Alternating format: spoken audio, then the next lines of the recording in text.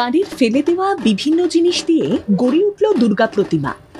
বছর 13-র এক কিশোরীর হাত দিয়েই গড়ে উঠেছে সেই প্রতিমা। নদিয়া জেলাতে ধরা পড়েছে এই ছবি। সংলাপ নাথ কৃষ্ণনগরের রাজা রোড এলাকার একটি আবাসনের বাসিন্দা।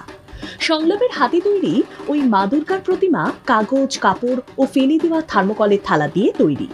প্রতিমাটি সম্পন্ন করতে সময় লেগেছে প্রায় 1 মাস। তবে এটাই প্রথমবার নয়, এর আগেও আরো একাধিক পরিবেশ বান্ধব জিনিস দিয়ে নানাবিধ জিনিস তৈরি করেছে এই প্রতিভাবান কিশোর।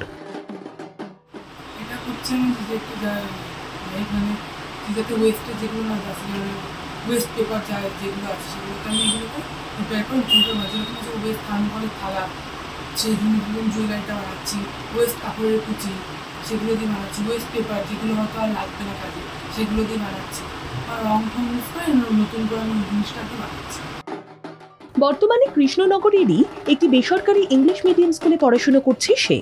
বাড়ির ফেলে দেওয়া সমস্ত জিনিসপত্র দিয়ে এই দুর্গা প্রতিমা তৈরির বিষয়ে তার অঙ্কন শিক্ষক জানান তার প্রতিভার কথা।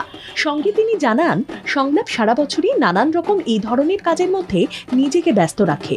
নিজের হাতে তৈরি দুর্গা প্রতিমা কোথাও পূজিত হবে না, নিজেদের বাড়িতেই রেখে দিতে চান সংলাপ। আগামীতে এভাবেই শিশুদের হাত ধরে ফুটে উঠুক নানান সৃষ্টি এবং আরও দৃঢ়তা পাক পরিবেশ বান্ধব চিন্তা ভাবনা, আশা সংলাপের অঙ্কন শিক্ষকের। নদিয়া থেকে মাধব দেবনাথের রিপোর্ট, বাংলা জাগো।